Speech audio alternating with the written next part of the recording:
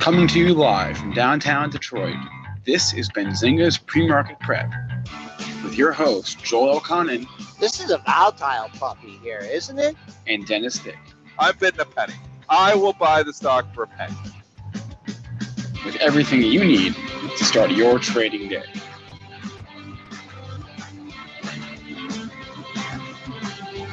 Good morning, everybody. Welcome to this Wednesday edition of Benzinga's PreMarket Prep. Spencer Israel, Joel Elconin, Dennis Dick with you as always. On today's show, we're talking about the weird 24-hour merger saga involving Willis Towers and AON. First it was, then it definitely was, or maybe was, and now it's not. So we're going to talk about what happened yesterday in those two stocks. We also have some interesting earnings today. NIO giving back some of those recent gains. We have Abercrombie and Fitch. We have ROST Stores, Urban Outfitters, Dollar Tree as well. We're going to talk about yesterday's volatility in GE. And we'll take your questions from our chats, both on YouTube and premarket.benzinga.com. Today's guest joining us at 8:35 is Rachel Shasha. We reached out to her after her call that she made a while back on our show on Children's Place. Her short call came home to roost. So we'll talk, see if she has another good idea for us when she comes on at 8:35. She's an options trader, sassyoptions.com there. Joel, what's the word here in the overnight session? It's quiet. Yeah, well, we got some red on the screen here, Spencer. We had some buying balances, or I thought I saw some big buying balances on the close. They might have flipped at the last second because you had some big selling going on near the close. The mark on the print for the close is 90.50, but excuse me, 91.50. That's a double close. We couldn't even see that in pre-market trading. Pre-market high 89 even. So let's just call 27.91.50 that double close, big resistance. On the downside, we took out Tuesday's low, but nothing exciting there. Went to 81.50. Below that, we have the Monday's low at 67.50. But frankly, this market doesn't want to go up or down here. Kind of getting nice and tight and wound up ahead of the jobs number on Friday. We also have crude in the red by 60 cents. They didn't like the data. They came out Tuesday at 4:30, so hit crude a little bit. Still kind of in a trading range, folks. If you want to keep an eye on some daily lows, pair of lows at 55.02 and 55.08. That's back from the end of February. Gold finally stopped its major losing streak. I believe it was 6 days. Little double bottom to lean on there. 12.88 even, up 3.30. Silver into green too by just 3 cents at 15.13 and a half. Well, Dennis, we don't have a lot of big news items to cover today, but boy, oh boy, if you're trading either AON or WLTW, man, you are in for some crazy action. Yeah, there's getting some movement there. Just want to start with it. Have you ever had one of those days where you should have slept in? Every one of those days you should have slept in. As a trader, you have those days a lot of times. Anyways, my kids were up early this morning, so I usually don't get started until after, usually around 7 o'clock I get started trading down here. But I came down and started trading around 6:30 this morning, so about a half an hour before, and I was like, oh, I got a lot of stuff moving against me, working out of trades. I was like, oh, GE's working for me, though, so I start covering some GE, and you start doing some other things. And then I look at, where all these trades are now, and if I would have just started the day right now at 8 o'clock, I would be doing a lot better than I currently am. So GE's trading down significantly. I had it short from the 2-day move. I love the 2-day move. That was a move that was out of the norm. So I usually think there's follow through the next day. I think there's a headline and some analyst commentary, which is, more of the catalyst here. But that being said, stock is down 3.7% in the pre-market. But I came in at 6:30 and was trading 966, 967. I was like, well, that's a pretty good move. And you coming now, it's 9:53, and you're like, so I covered it obviously in the 6:30 handle, and are talking at like 9:67, a little bit too early. And then I had some longs on Sarepta, and I covered those too early. It was 144 pricing, was buying that, and below the price because Usually these things trade back up to it. It's not quite back up there, but it did almost get back up there in the 7 o'clock handle. It's just one of those days where a Qualcomm was another one I had overnight. It was ex-dividend. You know how I like to do the dividend capture strategies there that I do. QCOM was trading just slightly up, and I was like, okay, market's down. It's slightly up. There's a little bit of, money there. And about 20 minutes later, the thing's trading up 30, 40 cents. Now it's come back in as well. But it's just one of those days. Sometimes you just got to not trade early. Moral of the story is sleep in.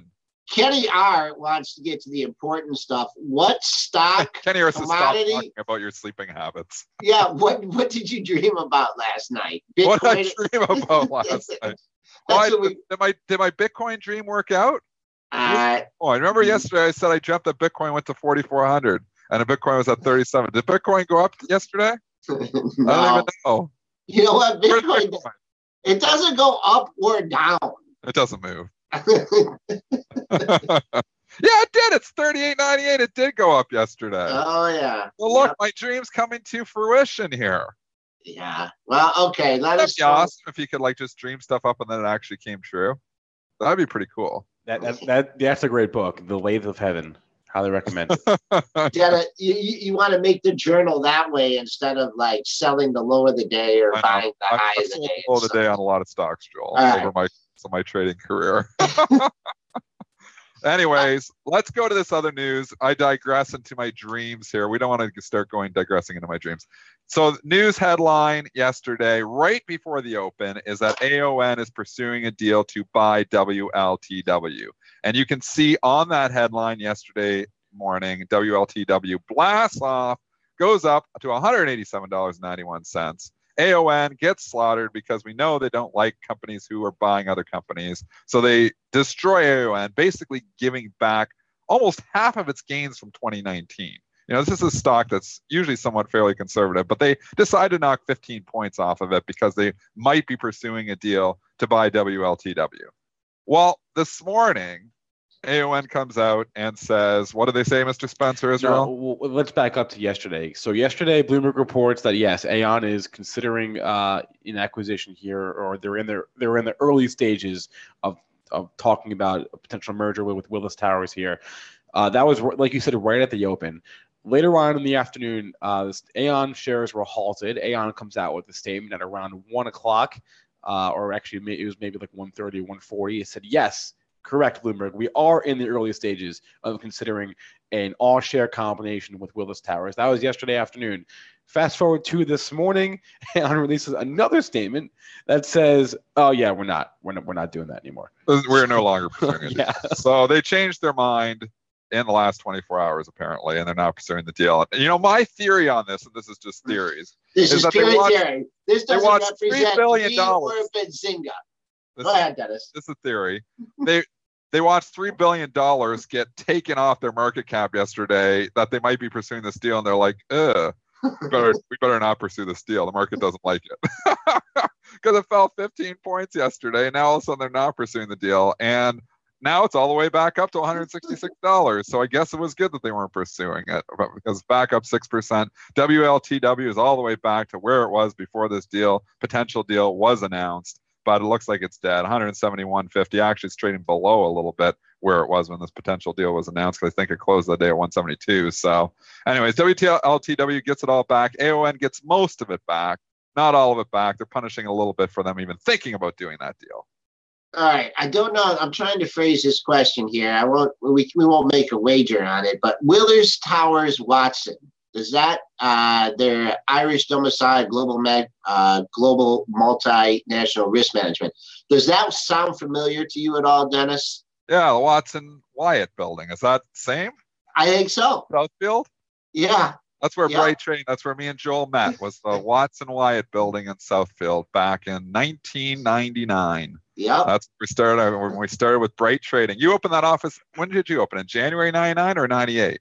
98, late 98. I joined in 1999. The young little college buck out of university that, you know what I did right back then, Joel? I slept in a lot. And I used to get very upset with you when you showed up at 9:29 and 29 seconds. Yeah, you'd always say, the afternoon shift is here. Yeah. You know what? I did good back then. Maybe I should start sleeping in more. I sleep until 9:29. What's that? 9:29. I'd have to stay up till 5 in the morning in order to sleep in that late. But the only thing I want to say about this WLTW, and I think this is just a general comment, a theme that we kind of been pounding into people's head, is a lot of times when these deals or pseudo deals are announced, sometimes that's when you get your best pricing.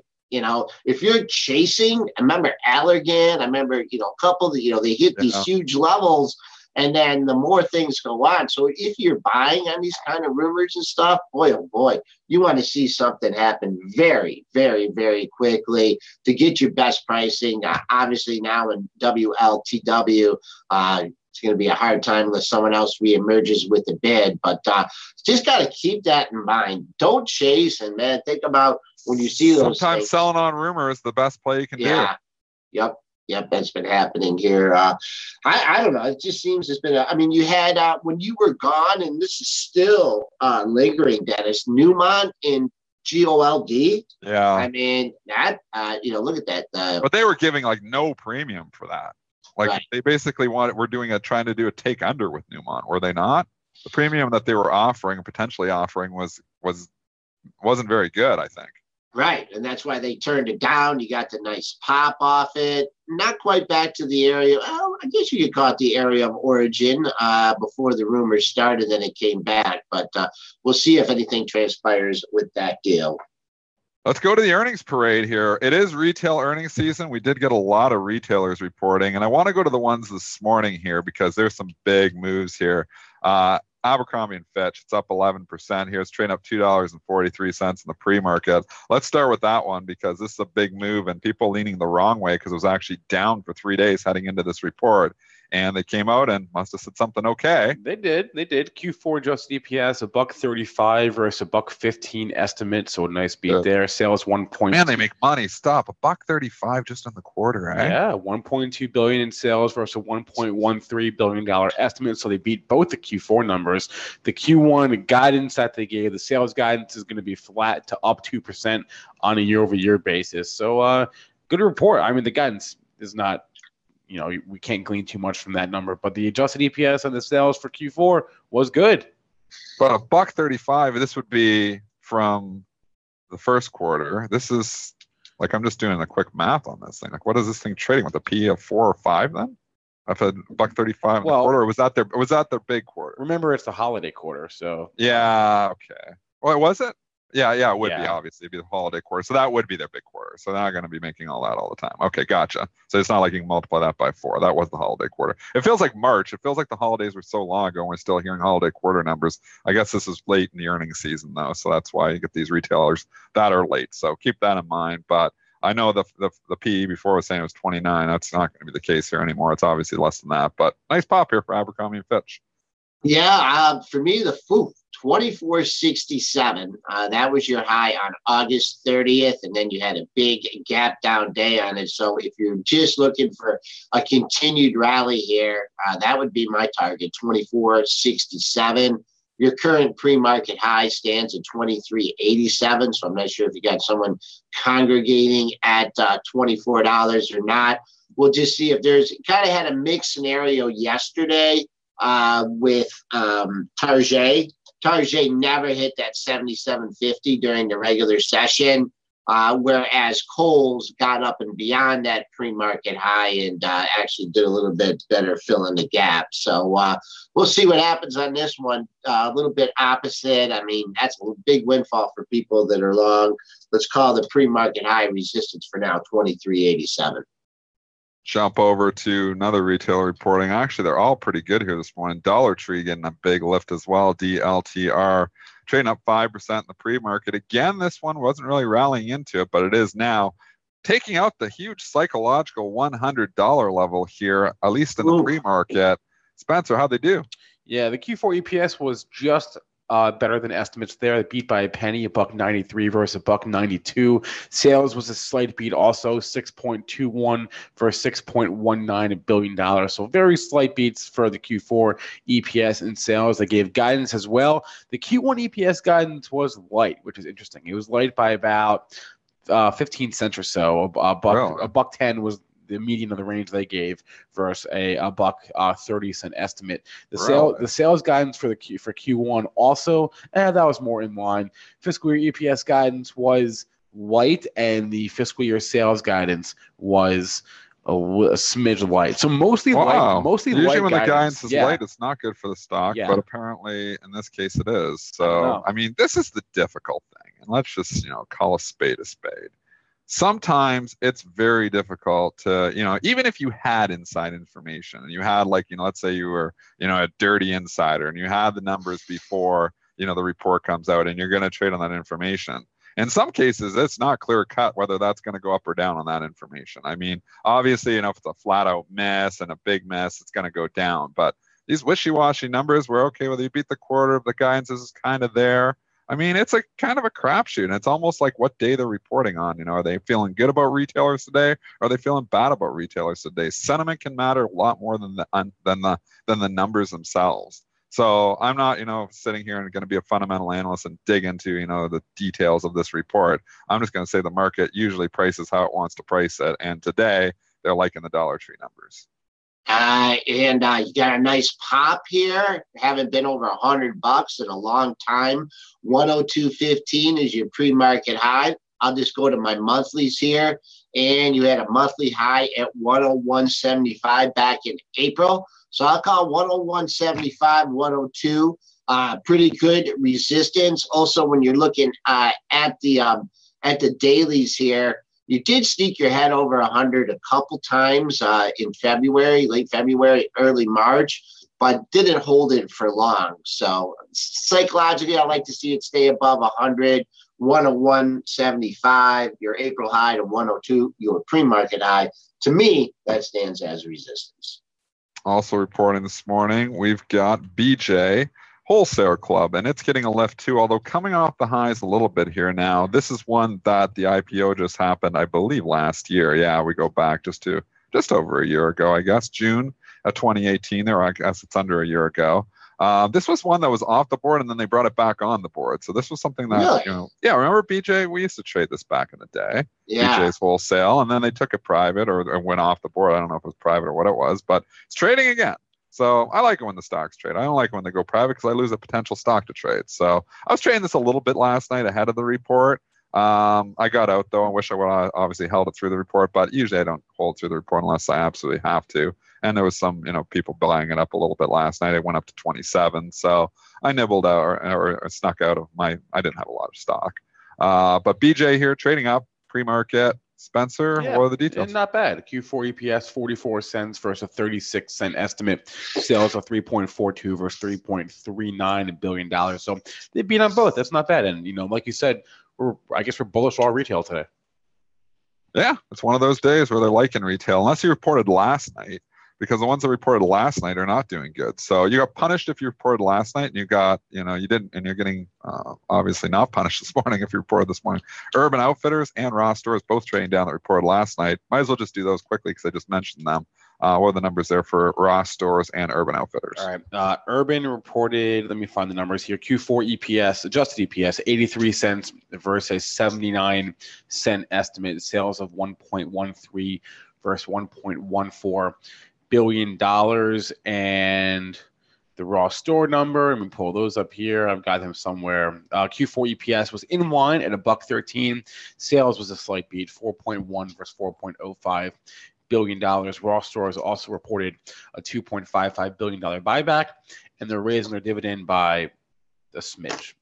So they're trying to help it out with the buybacks, but 3 cents. Market does not respond that well to buybacks anymore. So it's not going to, sometimes they think it's going to cushion the blow if they think they're, disappointing in any way, and they'll announce a buyback. You see companies do that all the time. Oh, we'll do a little buyback with it. It'll help it out.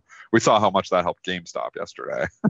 So anyways, GameStop, ROST stores, completely different companies. GameStop's a dog, and ROST stores is actually pretty good companies here still. But getting hit here this morning off the lows. So we got ROST stores in there, and then the one we were talking about that before was BJ, Urban Outfitters.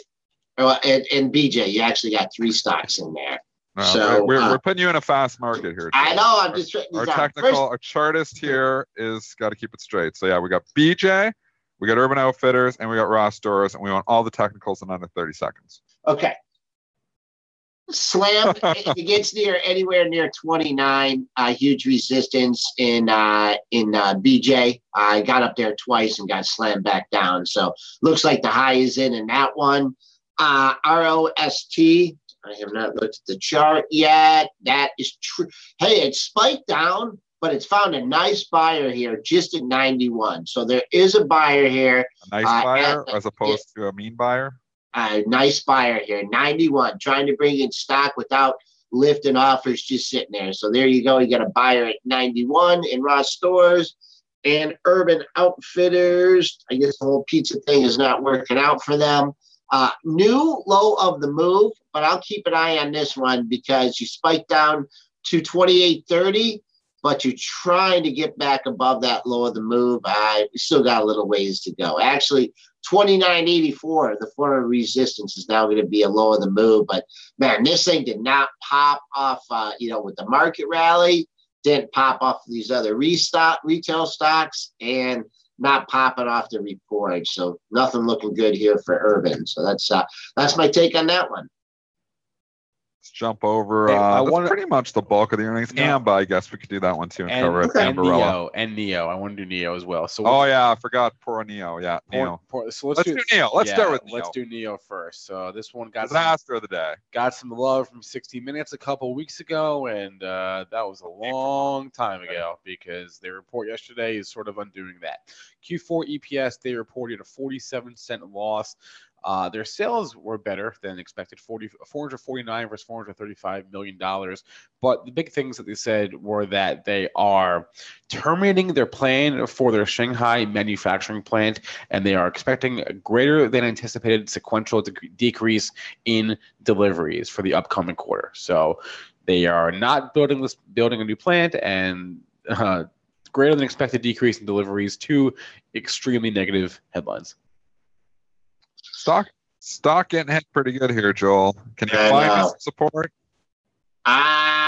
It's awful close to its pre-market low. Your pre-market low comes in at 8.30. I guess to see what happens around $8 here. Gap fill here at 8.22. We're trading above that.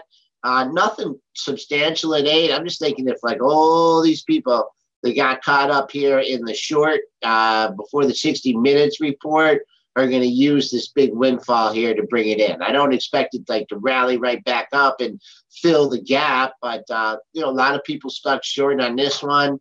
You get several days worth of gains back, so I keep an eye. I mean, you're still hanging out at the pre-market low, but I think once you get close to $8, you'll find some support there in NIO. And this is just another scenario where, wow, it's selling, you're selling when it's going up, you sell at 9, you regret it when it goes to 10.60, but one report, all those gains are taken back. So interesting chart on NIO. It was going in opposite directions of Tesla, but now seems to be going in the same direction.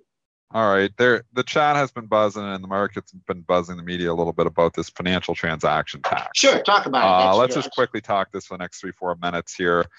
Came up again yesterday. This has been something that DeFazio has been trying to push for a decade now. Getting some backers here. So that's a little bit concerning. I wrote about this and I posted the article over there. I wrote it on the tab forum and you have to have an account to read it there. But I wrote on this back in 2011 and it was DeFazio back then too. And my title of my article was "The Financial Transaction Tax Will Punish Main Street, Not Wall Street." And my reasoning behind that is they think, okay, well, it's all these high frequency traders and it's all these, algorithmic traders and the short-term traders that we need to punish. And why not punish them and stop them from trading by, proposing a transaction tax? And my argument is there's still going to be high frequency trading. There's still going to be algorithmic trading. There's still going to be market makers, and probably some of them are going to get exemptions because you still have to have liquidity out there. But the spreads are going to get wider. And when the spreads get wider, because you're not going to have as many market participants being able to quote because it's not going to be profitable, if the spreads get wider, that's going to punish Main Street because we know who's paying the spread. It's you and me and Joe, trader or investor. So wider spreads is not good for the little guy. And that's what they don't consider. And that's all about liquidity. So when you come in and you tax transactions, market makers that don't have an exemption are going to have to widen their spreads to remain profitable. So yes, you may reduce some algorithmic trading, but it's just going to get wider. It's still going to be there. So what you're trying to do here by stopping, if you think you're stopping high frequency trading by doing this, you're wrong. It's going to reduce liquidity. And in that way, it's going to reduce liquidity for everyone. And the little guy is going to pay a wider spread. So this is, a terrible proposal. People don't know what they're doing that are proposing stuff like this. They don't understand basic market mechanics. And reducing liquidity in anything is never a good idea. All right, that was.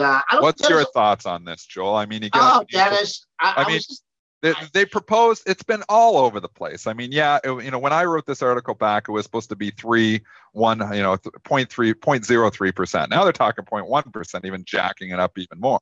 But when you start adding this up, and Eric Hunsader makes a pretty good point too. We already have a transaction tax. If you're listening, Eric, we know we still love you over at Nanix. You've been really busy lately. We want to get you back on our show. They kind of already do have a small transaction tax. That's the SEC fees. I mean, when you sell a stock, there is a fee involved that goes to the SEC, and that's what keeps the SEC obviously running, is those fees. So there is already a slight small transaction tax. When you start talking 0.1%, that's significant.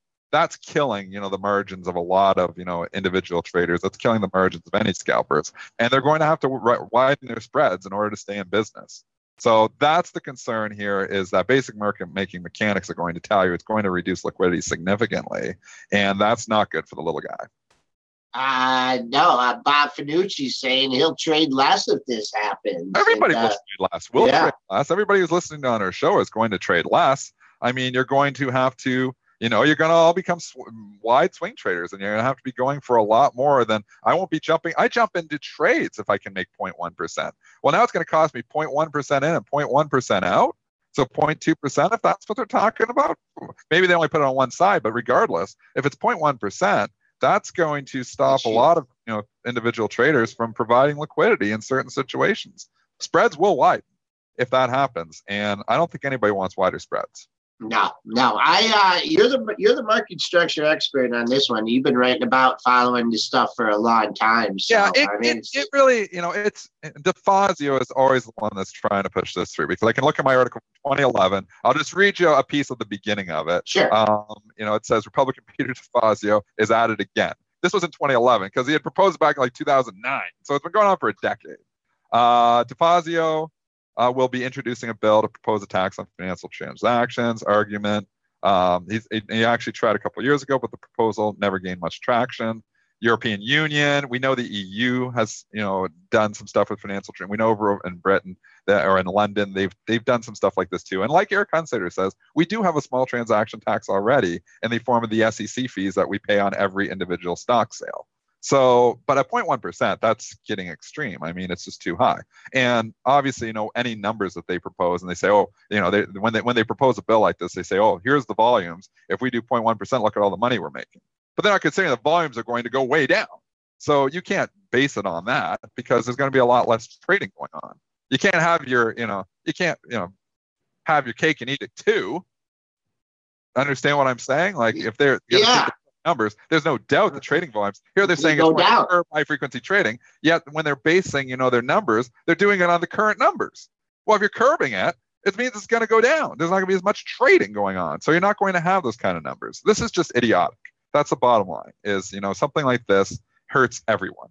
It doesn't, if you're concerned about high frequency trading, if you're concerned about algorithmic trading, there's different ways to go about things. But putting a transaction tax on isn't going to hit the individuals you want to hit. It's going to hit the little guy because it's going to be wider spreads. It doesn't make sense. I think this is, it comes up every once in a while and then it goes away. And Jimmy A making a good point here. Jimmy A in the chat, we love you, Jimmy A.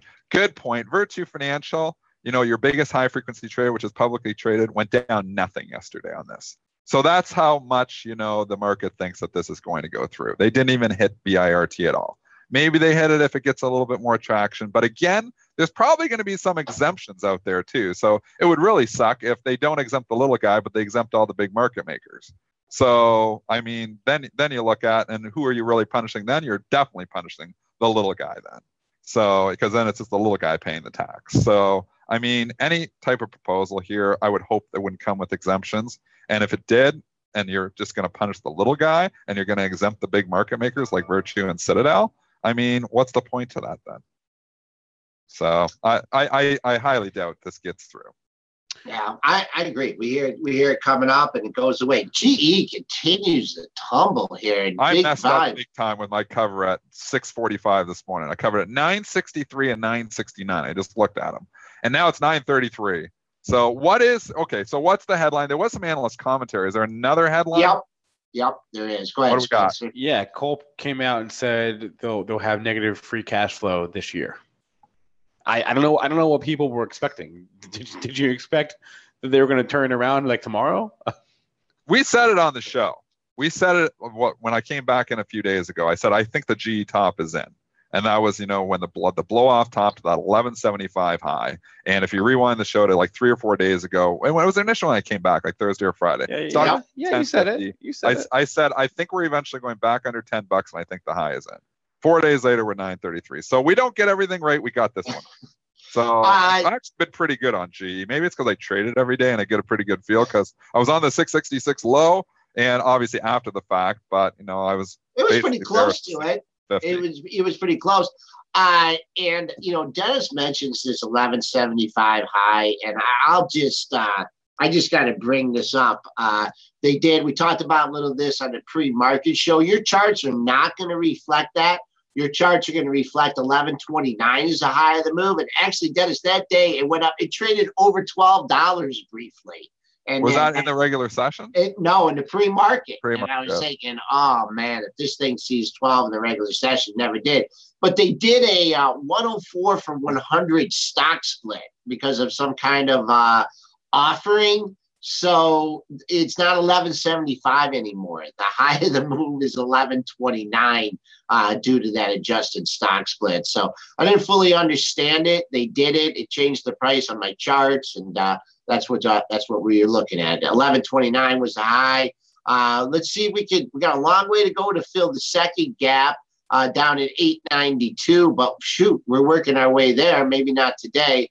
But a gap fill from the good news at the end of January, I think that was earnings. But definitely big volume. GE giving up a lot of gains. I don't want to own this. I'd seller of all rallies in GE. Okay. Top is in. I'm going to stay with the top is in. Okay, DG Euphoria. Does NIO touch 714, the 20-day low today? Conference call. What stock? What are you talking about? NIO. We're going back to NIO. I don't think it's going to see 714 today. No, I don't think so. That's a long ways to go. I think you're going to find some buyers in the $8 area because the old resistance becomes new support. So November and December, he had multiple highs just above $8. He broke out really just from around the $8 area back on the 22nd of January here. I think you find some buyers in the $8 area, but I'm not coming in here and picking the bottom on this either.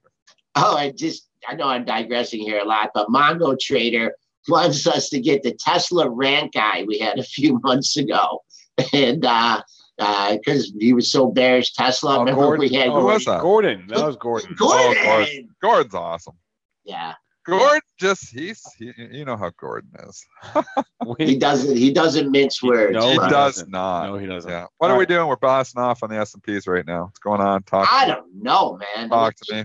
Michael Polini says that the pre-market is quiet, and then we dip down to 83. We just dipped. We just rallied 4 handles. Not that that's a blast off, but it is. And this market has been so quiet as of late. What's up? Talk to me. Yeah, no, I'm seeing a headline about the trade balance being greater than expected, but I don't see any economic data that have come out in the past few minutes here. I'm looking. We're just shopping around.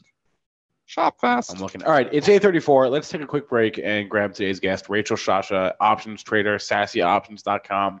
We'll be right back in a moment here with Rachel.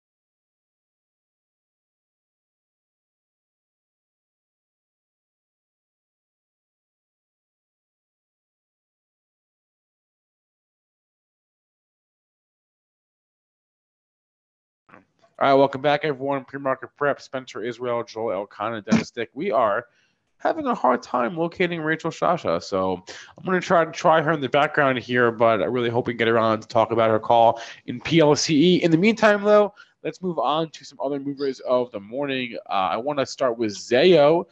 They pulled the old strategic alternatives trick, which is what they announced they were doing this morning. The board said they are evaluating strategic alternatives, and the stock, as you would expect, popped on that headline. Can I just say the overall strategy, I feel like when you hear the strategic alternatives word is sell. You get these 10, 11% pop here in ZAYO, as we say in Canada. And you're never going to get it perfect, but I feel like if you're long the stock and you get, strategic alternatives coming at you, it seems like more often than not, those are good opportunities to get the hell out. And this is a stock that's not performed great. I mean, here's your February. It's given back, basically all of its, well, not all of its gains from January because it was, down at $20, but it's given back a significant amount. Now you come right back up there. You get anywhere up near that $28 area. I think this is a sell. So yes, sometimes these strategic alternatives turn into stuff, but a lot of times they turn into a hell of a lot of nothing. And the market seems to love that buzzword, strategic alternatives, and they really reward it. And I think this is just an opportunity. I don't follow the story at all in the stock, and maybe it materializes into something. I'm just saying overall, when you see something come out with strategic alternatives, it seems like it's usually a pretty good selling opportunity. If the stock pops significantly, that is. It does, and it's moving up here. You're finding some resistance. No, you're not finding any resistance yet. You're trading at the highs of the pre-market session, 27.15. And I know you mentioned 28, Dennis. 28.32 was your high back on January 23rd, so that could be a real nice target for somebody. Just ahead of that area, though, I'm seeing a pair of highs. Man, I'm seeing a lot of highs in the upper 27 handle. So I don't know if we can get to 28.32, but just go look at your dailies, 27.88, 82, 56, 60, 70. A lot of resistance there. So let's see what happens in the upper 28s.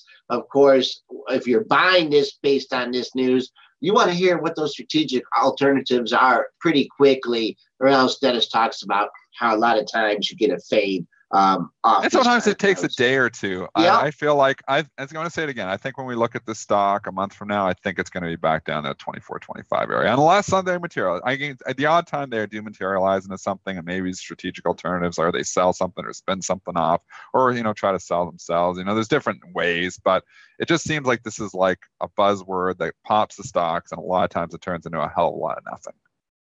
So anyways, that's my rant on strategic alternatives. There you go. I like that rant. I'm in agreement here. Still pressing higher, though. Someone likes it, pressing it high. It's interesting. Strategic alternatives after you make a new low. No, you were down lower in January, but you took out the monthly low at 24.75, go to 24.20 and turn around. So we'll see how high the buyers can press that until they find lots of buyers in here, though, in the book. So I don't think this is going to be a thing that turns around just like this today, although some of those buyers just got hit at 27.10. I see 27.05, 25,000.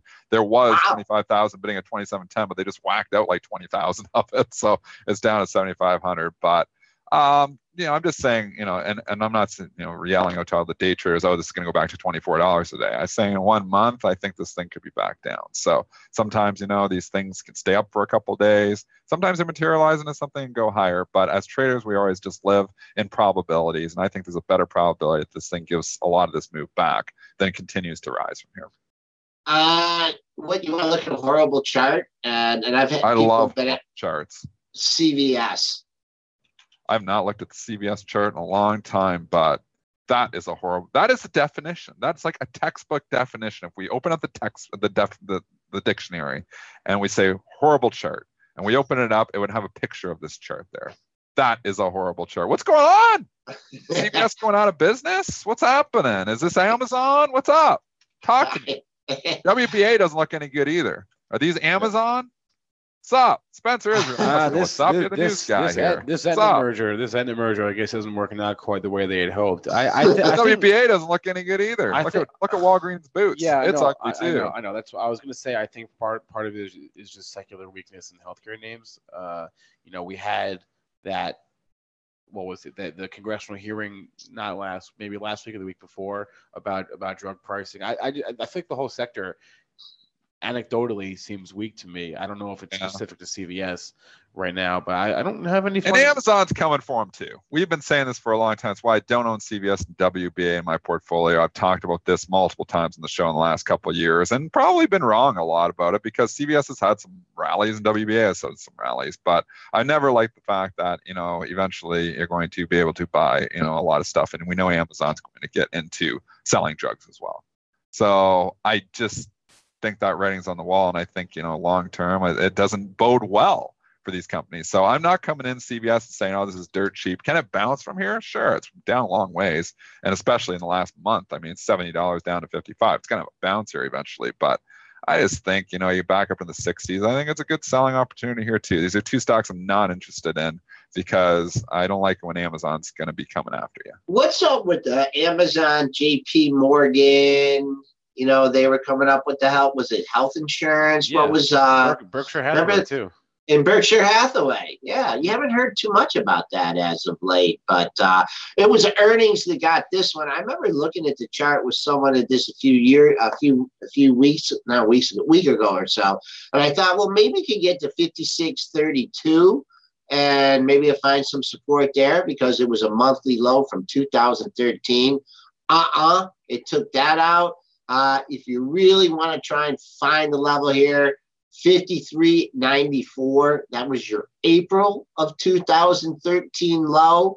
If you're looking at this from like a volume standpoint, man, oh man, you had big volume. You've been having a big volume and just on all these down days too. So maybe everyone's not out of the stock yet. The best you can hope for is, you put a little double bottom is. I don't know where that's going to be. Then the sellers kind of trickle and go away, and then you get some kind of relief rally. But as of right now, 54.37. I guess that's kind of close to that 2013 low at 53.94. But after that, it drops off another $3 to 50.88. So, and how many down days in a row is this for it since its earnings report? 1, 2, 3, 4, 5, 6, 7, 7 of 8, 8 of 9, 9 of 10 down days for this one. So yeah, it'll eventually break that trend, but we'll see. I'll be more comfortable to wait for a double bottom or something like that to be in place. Dennis, you teased one opening imbalance. Can you get the rest of them for us if they're notable? Yeah, there's some notable ones. Some working against me here too on some smaller stocks. But anyways, Conagra CAG 133,000 to buy. That is notable. Bank of America 264,000 to sell. Procter Gamble 50,000 to sell. Coca-Cola 54,000 to sell. Oracle 74,000 to sell. General Electric $1 million to sell. We know that's the Tulsa comments here. Obviously, still bearish there over at JP Morgan. We should just quickly talk about that because we glanced over it, but we didn't really dive into it. And I think everybody's talking about that this morning. It looks like Tusa, I call them Tulsa. Tusa put the $6 price target on GE and says that looks generous.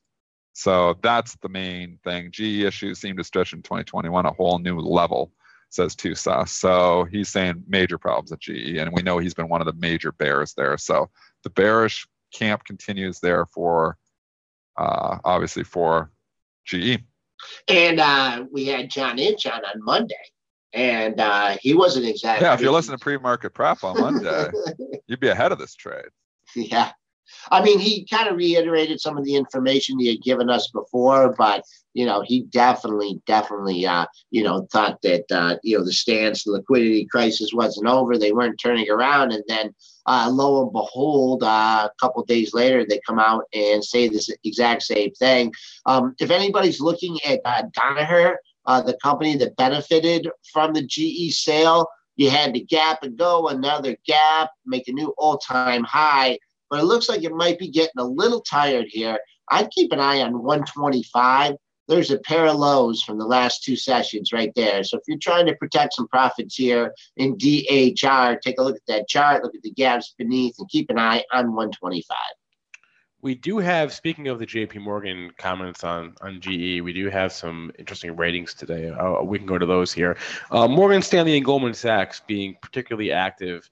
At least they caught my eye this morning. Mylan is being upgraded to overweight at Morgan Stanley, Mylan Labs. I feel like this isn't the first recent upgrade I feel like we've seen to Mylan. Maybe it is, but that 26 level on this thing is absolutely that's the level. I mean, that's just a hard level. I don't know who's buying there, but obviously somebody as big is buying there. I mean, when you see it that defined, 2603, 2609, it's almost always some institutions just buying everything when it gets to that level. Got down there again, 26 right on the kisser. The next day, 2605. That's the level.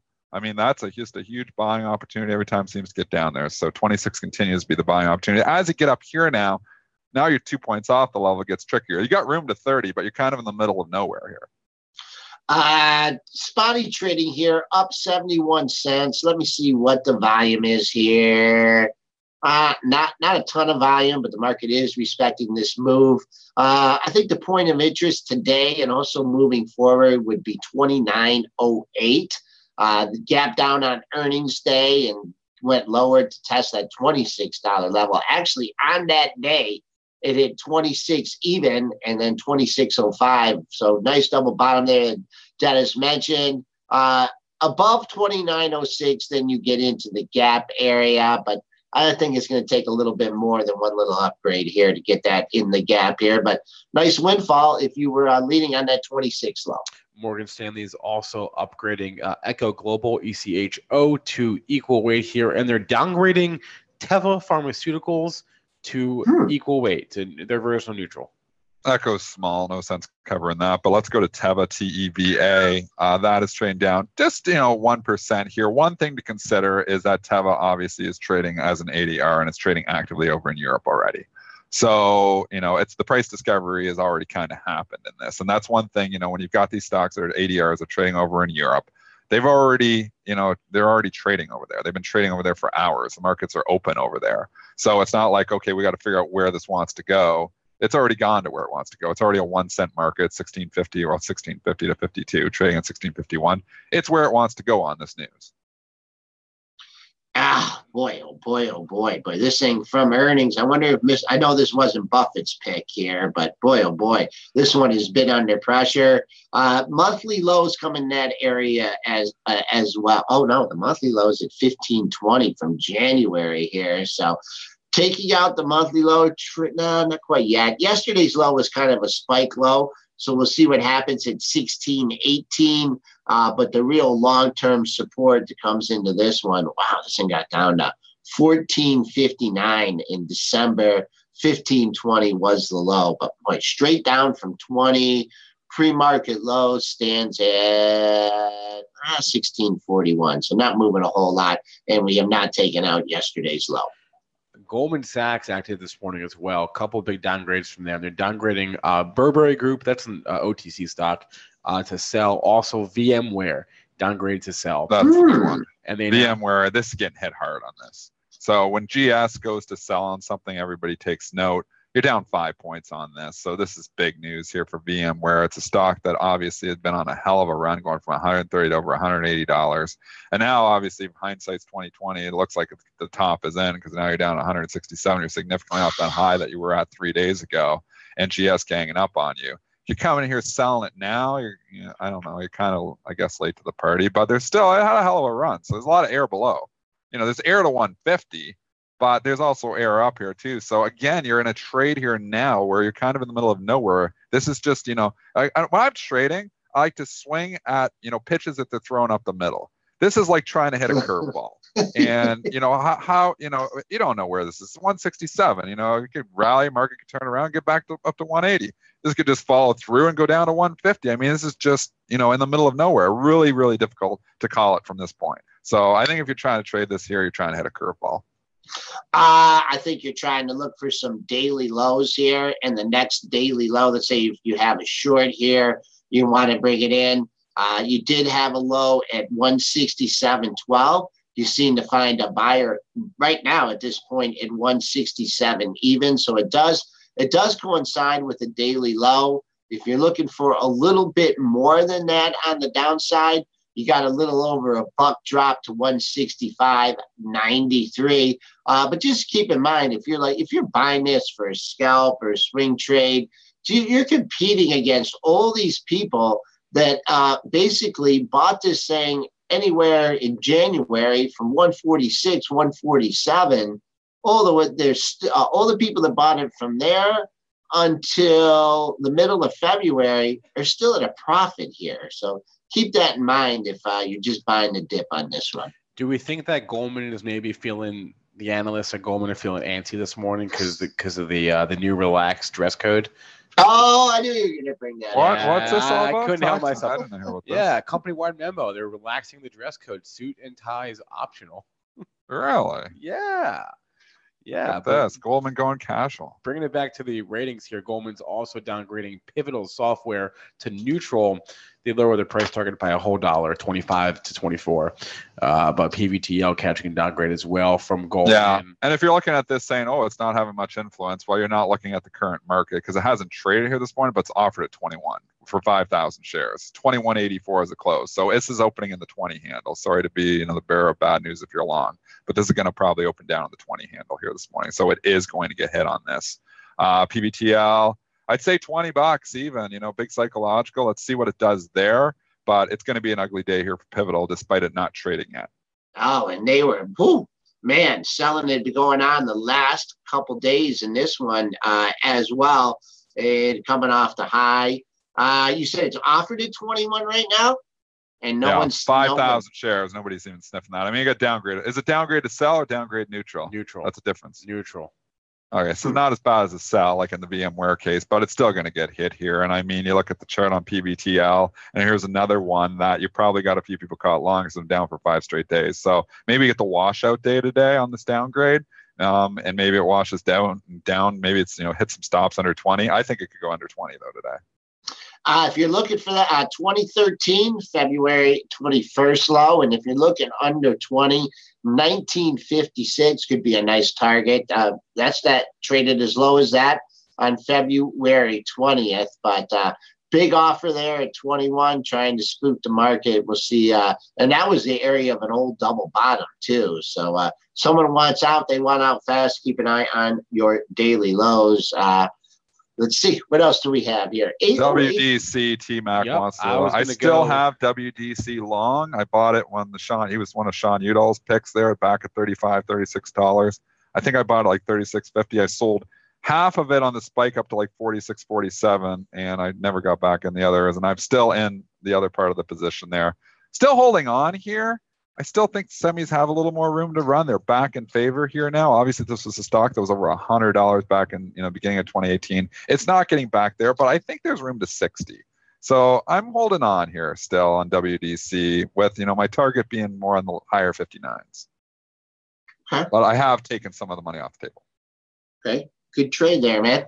Keep it going. S&Ps are starting to rally back a little bit here, down 350. Dennis, we had a question. Was there any imbalances in SQ today? 17,000 to sell. SQ had a decent bounce back day yesterday, so that gets interesting now.